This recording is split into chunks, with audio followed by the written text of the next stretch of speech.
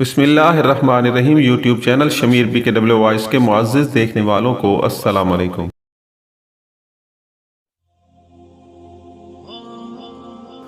میں نے اس کتاب میں آپ کو ایک کہانی سنانی ہے جس کا عنوان ہے ساس، ستیلی ماں اور سرسوں۔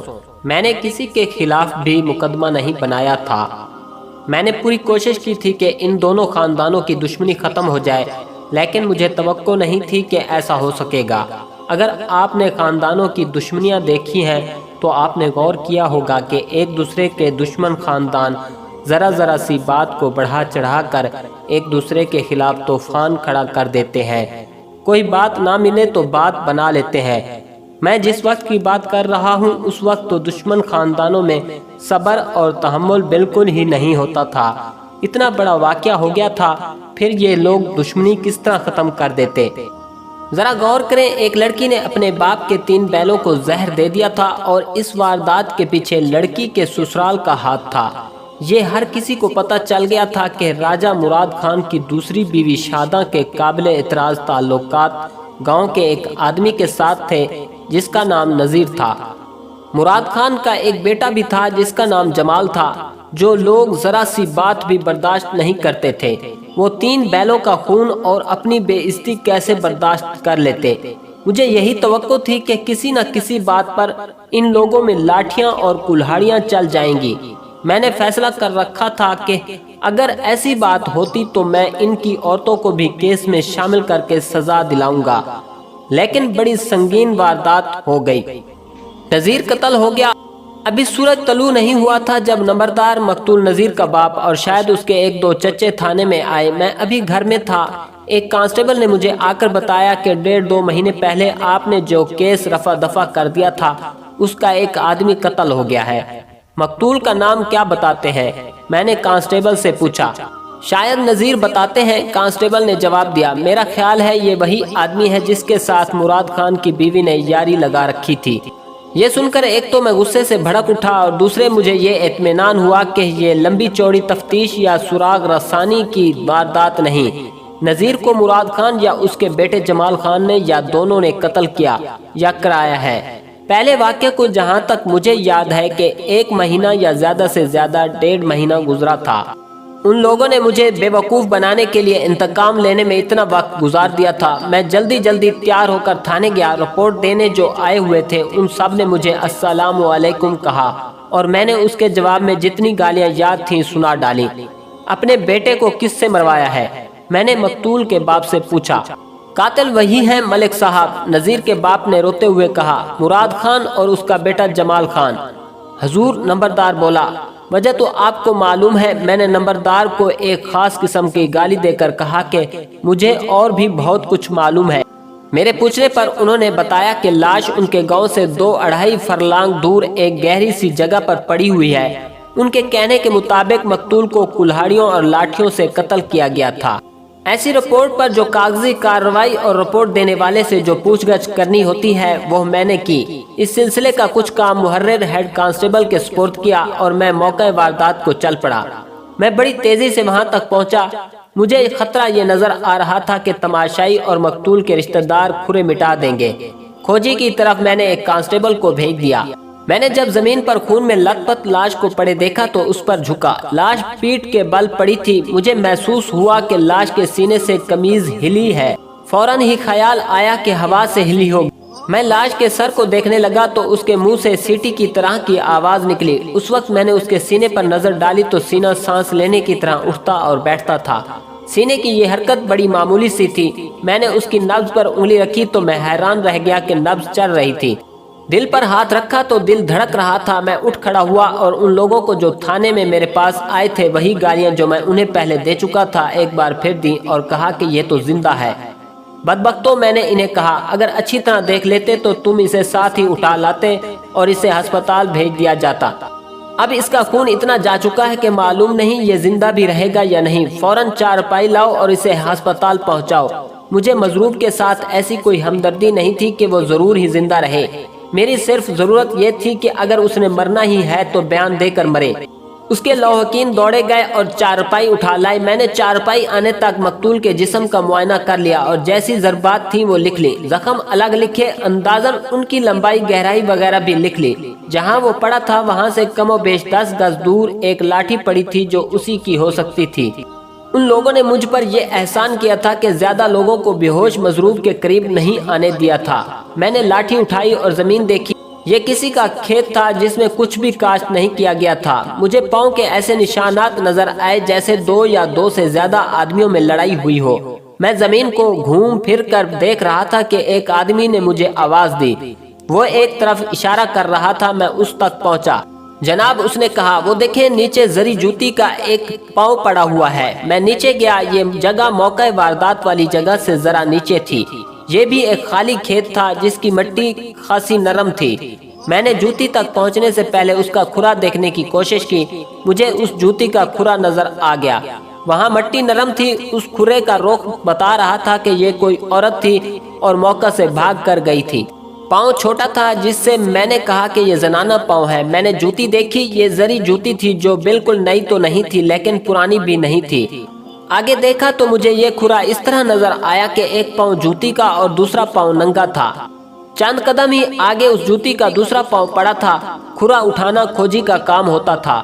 میں نے 2 آدمیوں کو بلا کر وہاں کھڑا کر دیا کہ وہ کسی کو اس طرف سے نہ گزرنے دیں۔ اگر مضروب کی حالت کچھ اچھی ہوتی تو میں تفتیش کے اتنے گہرے چکر میں نہ پڑتا، لیکن مجھے اس کے بچنے کی امید کم ہی نظر آ رہی تھی۔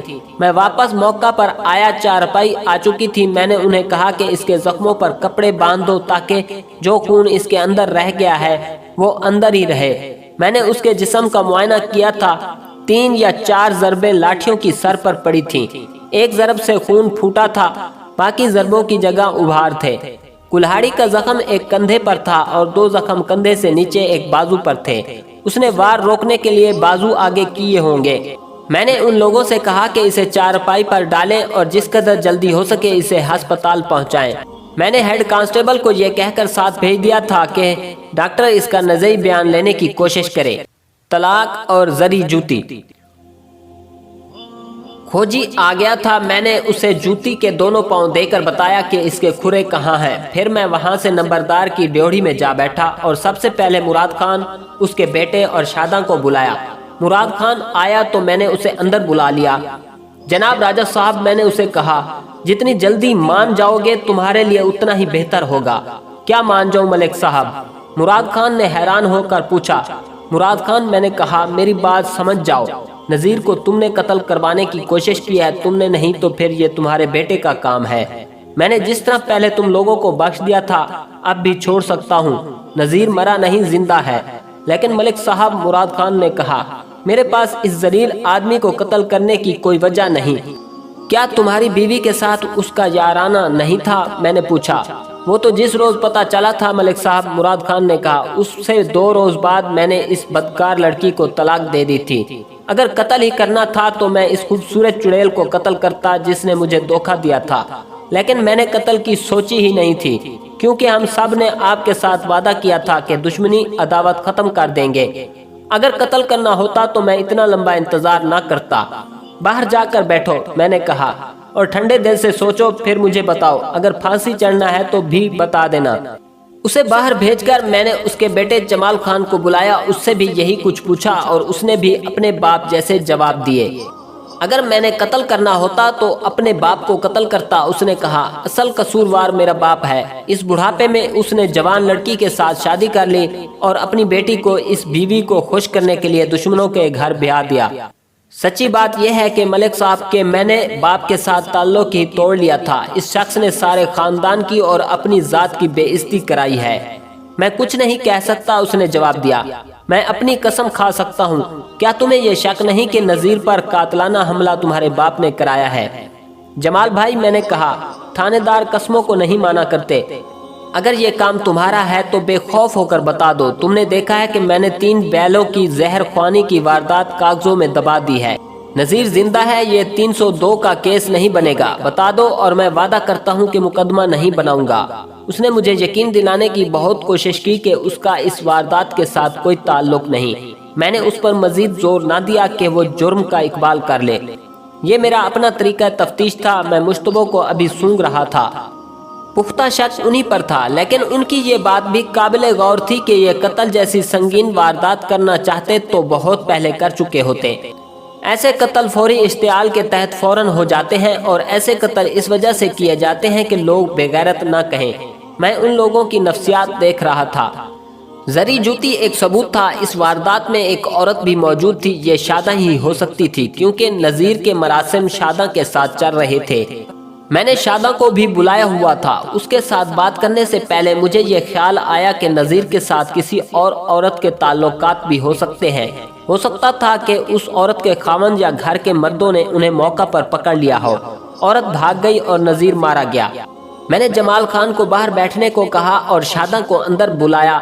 उसने पहली हरकत ये की कि ड्योढ़ी का दरवाज़ा जो मैंने खुला रखा था उसने बंद कर दिया और इस तरह मुस्कुराती हुई मेरे पास आकर बैठ गई जैसे मैंने उसे अपना दिल पिशोरी करने के लिए बुलाया हो।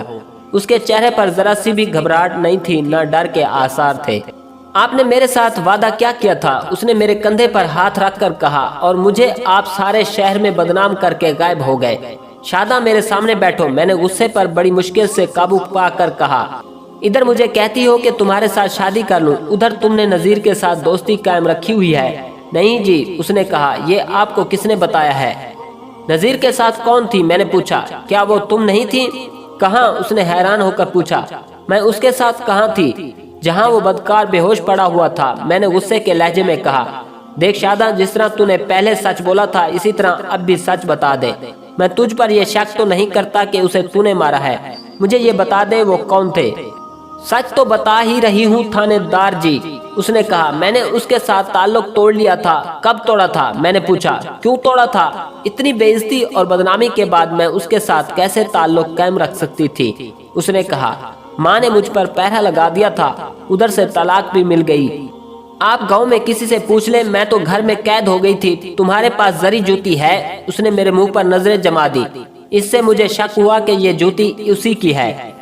मेरे पास कोई जरी जूती नहीं, शादा ने जवाब दिया। फिर तुमने झूठ बोला, मैंने कहा, और जरी जूती उसके आगे फेंक दी। ये पहनो। उसने फौरन अपनी जूती उतार कर पाँव जरी जूती में डाल लिए।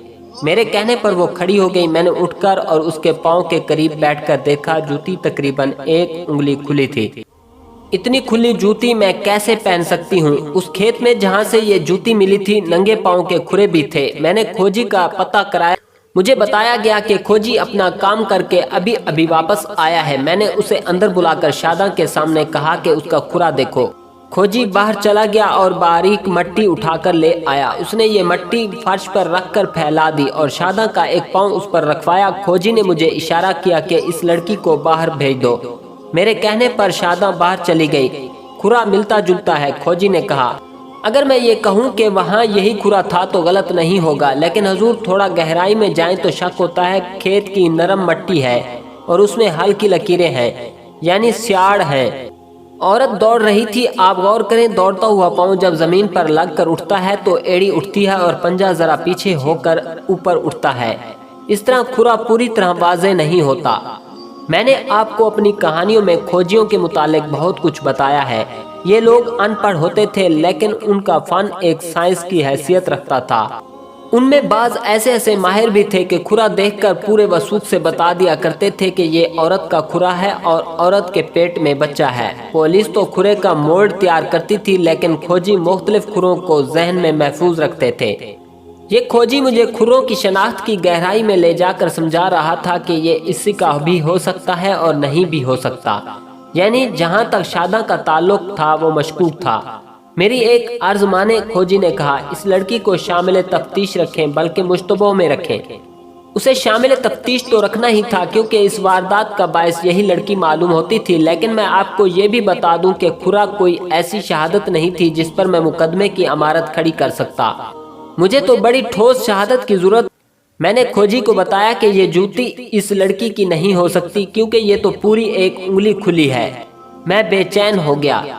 मेरे जहन पर नज़ीर सवार था। मैं उस इंतजार में बेचैन हो रहा था कि डॉक्टर की रिपोर्ट आए कि मजरूब होश में आ गया है और बयान देने के काबिल है। रिपोर्ट आ जाने की सूरत में मेरा काम बड़ा आसान हो जाता और तफ्तीश का रुख ही बदल जाता। मैं तफ्तीश ये सोचकर कर रहा था कि मजरूब मर गया तो भी मुझे ये तफ्तीश करनी थी।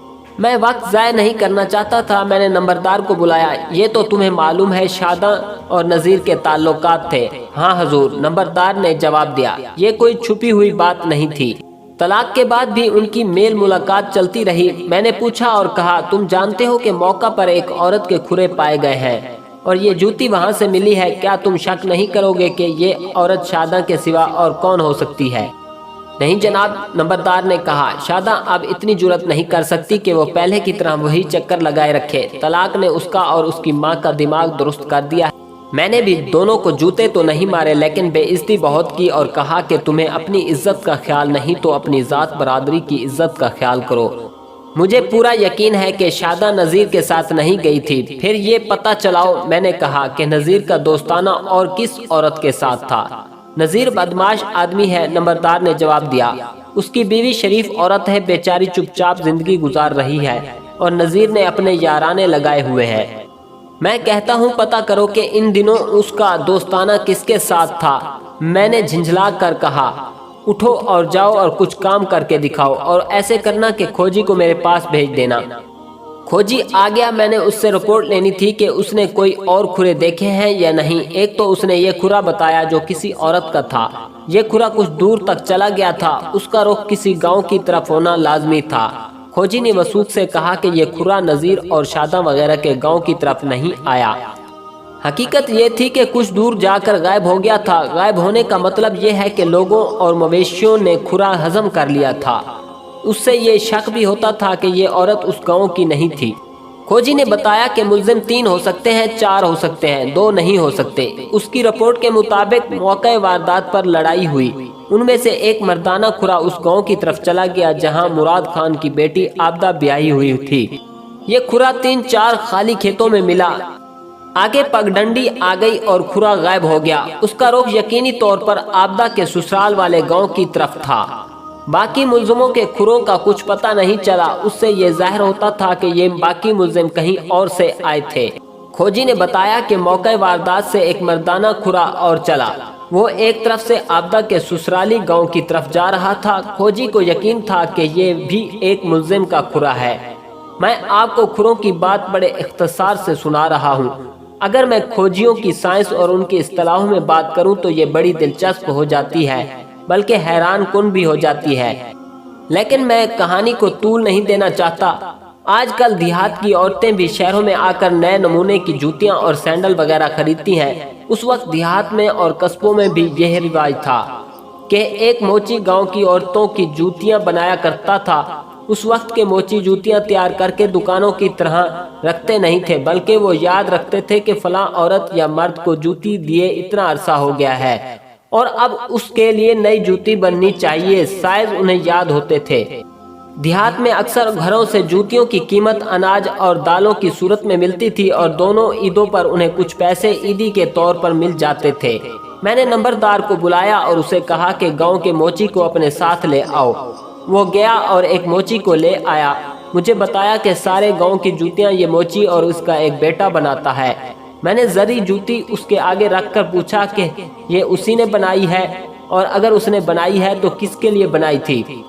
इस किस्म की जूतियों के 3 जोड़े बनाए थे, मोची ने जवाब दिया। मेरे पूछने पर उसने जिन 3 औरतों के नाम लिए उनमें शादा का नाम भी था। ये सुनकर मेरे दिमाग में कुछ रोशनी आ गई। मैंने मोची को उठा दिया और उसे कहा कि शादा को अंदर भेज दे। सिर्फ एक गुनाह। नंबरदार उठकर बाहर जाने लगा तो मैंने उसे रोक लिया। शादा आ गई। तुम झूठ बोलने से बाज नहीं आओगे शादा, मैंने कहा और साथ ही मैंने नंबरदार से कहा, तुम ही इस लड़की को कुछ समझाओ। मैं इसे कह चुका हूँ कि नज़ीर को उसने नहीं मारा, लेकिन ये डरती बोलती नहीं। बता दे शादा, बता दे। नंबरदार ने कहा, मलिक साहब बड़े दिल गुर्दे वाले आदमी हैं। मैं तुम्हारे साथ वादा करता हूँ कि ऐसी वैसी हो गई तो मैं तुम पर हर्फ नहीं आने दूंगा। मेरे एक गुनाह के पीछे आप सारे गुनाह मेरे मुंह पर क्यों मलते जा रहे हैं? शादा ने रुंधी हुई आवाज में कहा, मैं आपको किस तरह यकीन दिलाऊं कि मैं नज़ीर के साथ नहीं थी? मैं यकीन कर लूंगा। मैंने कहा, सिर्फ इतना काम करो कि 2-3 महीने पहले इस मोची से जिसने अभी तुम्हें अंदर भेजा है, तुमने जूती जरी बनवाई थी, वो घर से लाकर मुझे दिखा दो। वो जूती, शादा ने कहा और चुप होकर सोचने लगी। फिर इस तरह बोली जैसे उसे कुछ याद आ गया हो। वो जूती मेरी माँ ने पहनी थी। अच्छा, वो जरी जूती? नंबरदार बोल पड़ा। वो जो तुम्हारी माँ घर घर पूछती फिरती थी कि शादी पर पहन कर गई थी और किसी ने उठा ली। मैं गुस्से से फट पड़ा। नंबरदार को दखल नहीं देना चाहिए था। मैं लड़की से तफ्तीश कर रहा था। लड़की ने उसकी बात सुनते ही कहा, हाँ वही जूती। मैंने नंबरदार को एक दो गालियां देकर उठा दिया और बाहर निकाल दिया। तुमने मुझे बताया था कि तुम्हारे पास कोई जरी जूती नहीं। मैंने कहा, तुमने ये झूठ क्यों बोला था? तो मेरे पास जूती है कहाँ? शादा ने कहा। मैंने तो ये बताना जरूरी ना समझा कि जूती चोरी हो गई है। शादा हारे हुए से अंदाज में मेरे सामने फर्श पर बैठ गई और दोनों हाथ मेरे जानों पर रख कर बोली, आप मुझे क्यों तंग करते हैं? मैं तो आपकी बीवी बनने को तैयार हूँ। बीवी ना बनाए वैसे ही सही। और उसके साथ ही उसके आंसू बहने लगे। मैं नरम दिल आदमी था, अलबत्ता मुश्तबों और मुज़्ज़मों के लिए और ख़ास तौर पर इस किस्म की औरतों के लिए बड़ा मजबूत पत्थर था। लेकिन शादा के अंदाज ने और उसके आंसुओं ने मुझे काफ़ी हद तक मुतासिर कर लिया। अगर वो एक्टिंग कर रही थी तो ये कामयाब एक्टिंग थी। मैंने उस पर जो शक किया था उसे पूरी तरह जहन से ना उतारा और शादा को शामिल तफ्तीश ही रखा। लेकिन मेरा शक कुछ ढीला पड़ गया था।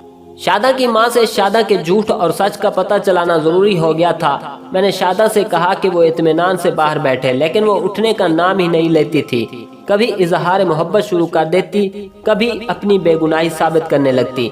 मैं उसे उठाने की कोशिश करता था और वो मुझे बड़े खूबसूरत जाल में फांस रही थी।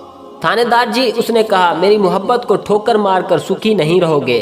अगर तुम्हें मुझसे मोहब्बत होती तो मेरे आगे झूठ न बोलती। मैंने कहा।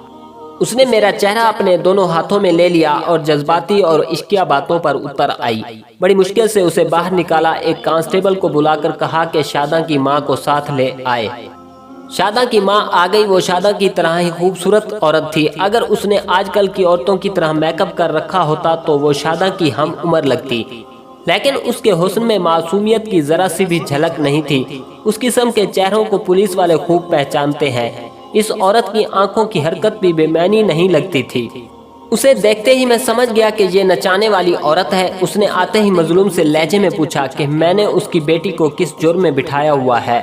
असल जुर्म तुम्हारा है। मैंने कहा, तुम्हारी बेटी ने जो जुर्म किया है वो भी तुम्हारा है। वो कुछ कहने लगी तो मैं बोल पड़ा, जबान बंद रख चुड़ैल, तूने अपनी बेटी को दूसरों का खिलौना बनाया हुआ है। मुझे सिर्फ ये बता दे कि शादा की जूती कहाँ है। अगर घर में है तो जाके ले आ। वो तो मालूम नहीं किसके घर में है। उसने कहा, गांव में ही एक शादी थी, रात को गई और बेटी की जरी जूती पहन कर गई। शादी पर उन लोगों के बेशुमार रिश्तेदार आए हुए थे। गांव की बहुत सी औरतें भी थीं। जूती उतार कर रखी और वहां से गायब हो गई। ये कब की बात है? ये कोई 15-20 रोज हो गए हैं। उसने जवाब दिया। शादा भी गई होगी? नहीं, उसने जवाब दिया। मैंने उसका बाहर निकलना बंद कर रखा था। तुम बकवास करती हो। मैंने कहा, शादा इसलिए नहीं गई थी कि उसने नजीर से कहा था कि आज रात माँ शादी पर जाएगी और तुम आ जाना। नहीं, उसने जवाब दिया। मैंने नजीर के साथ उसका मेल जोल बंद कर दिया था।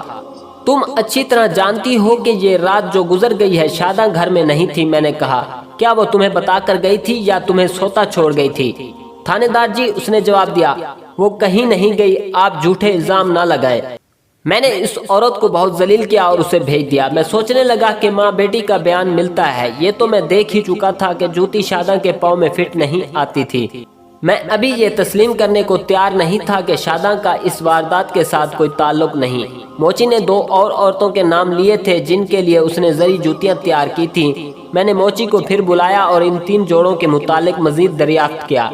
उसने मेरे पास पड़ी हुई जूती को देखकर कहा कि इसी नाप की एक और जूती उसने एक हिंदू की बेटी के लिए बनाई थी और तीसरी जूती का नाप उससे 2 उंगल बड़ा था।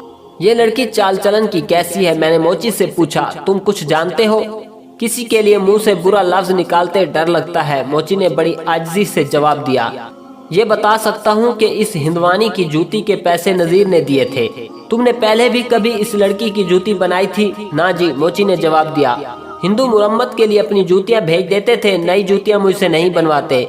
फिर ये बात भी है कि ये लोग शहरों से स्लीपर या चप्पलियां मंगवा कर पहनते हैं। तुम्हें ये जूती बनाने को किसने कहा था?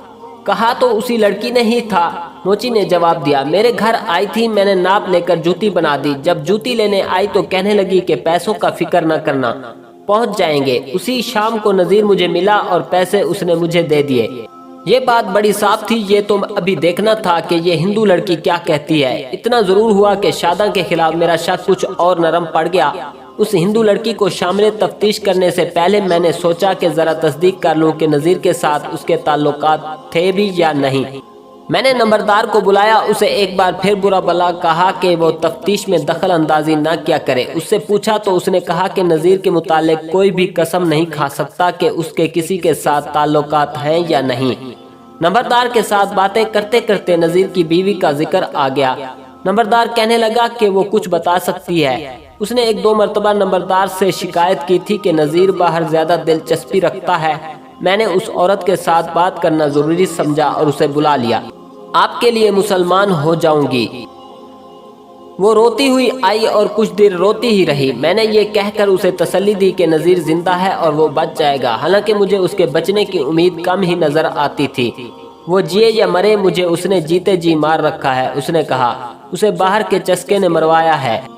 ये तो मैं सब कुछ जानता हूँ। मैंने कहा अगर तुम्हें मालूम है तो मुझे उन औरतों के नाम बता दो जिनसे वो मिलता मिलाता था। एक तो शादा है। उसने कहा शादा तो शादी से पहले ही उसके दिमाग पर सवार थी, फिर उसकी उधर शादी हो गई। मुझे उसके साथ बांध दिया गया और ये शादा से मिलने मिलाने लगा। औरतें मुझे बताने लगीं कि अपने घर का ख्याल करो, ये शादा और उसकी माँ तुम्हारा घर उजाड़ रही है। पहले शादा ही थी, फिर मुझे किसी ने बताया कि एक हिंदू की बेटी के साथ भी नज़ीर ने ताल्लुक जोड़ लिया है। उस लड़की का नाम सीता है। बड़ी शैतान लड़की है। माँ बाप जहाँ उसका रिश्ता कराते हैं वो साफ जवाब दे देती है। मैंने 2-3 मरतबा नज़ीर को उस बदकारी से रोका था, जिसके जवाब में उसने मुझे गालियाँ दी थीं। फिर मैं सब्र शुक्र करके चुप हो गई। मुझे नज़ीर के 2 दोस्तों के नाम बताए गए। मैंने दोनों को बुलाया और दोनों को इकट्ठे बिठा लिया। उन्हें कहा कि उनका दोस्त मारा गया है और मुलजिमों को पकड़ने के लिए कुछ भी नहीं कर रहे। वो बड़े गुस्से में थे और कुछ करना चाहते थे, लेकिन उन्हें समझ नहीं आ रही थी कि क्या करें। मैंने उनसे पूछा कि नज़ीर के ताल्लुकात कौन कौन सी औरत के साथ थे। उन्होंने भी यही 2 नाम लिए, शादा और सीता। क्या नज़ीर ने कभी राजा मुराद खान के मुतालिक बात की थी कि उसकी तरफ से या उसके बेटे जमाल खान की तरफ से उसे खतरा है? मैंने उनसे पूछा। ये बाप बेटा अपनी बेइज्जती का इंतकाम लेना चाहते होंगे। दोनों ने जवाब दिया कि नज़ीर की मुराद खान और जमाल खान के साथ बोलचाल बंद थी, लेकिन नज़ीर ने कभी जिक्र नहीं किया कि उन दोनों से वो कोई खतरा महसूस कर रहा है। उन्होंने बताया कि नज़ीर की किसी और के साथ दुश्मनी नहीं थी। अब मेरे लिए ज़रूरी हो गया था कि सीता को शामिल तफ्तीश करूं। मुसलमानों और हिंदुओं में खिंचाव तो रहता ही था। ये हिंदुओं के लिए अच्छा बहाना था कि वो मुसलमानों से टक्कर लें। उन्होंने सीता और नज़ीर को इकट्ठे पकड़ लिया होगा और नज़ीर को वो कत्ल करके गए होंगे। मैंने सीता को बुलाया तो उसका बाप भी 2 सरकर्दा हिंदुओं को साथ लेकर आ गया। वो सीता के लिए परेशान थे। मैंने उन्हें तसल्ली दी कि सीता के खिलाफ कोई इल्ज़ाम नहीं और मेरे पास ये बिल्कुल महफूज रहेगी। ये सरकर्दा हिंदू गांव के रहने वाले निहायत ही मामूली पढ़े हुए आदमी थे। उनकी तरफ से ऐसा कोई खतरा नहीं था कि मेरे खिलाफ ऊपर दरख्वास्त भेज देंगे कि मैं उनकी बेटी को बिलावजह अपने पास बुलाकर परेशान कर रहा हूँ।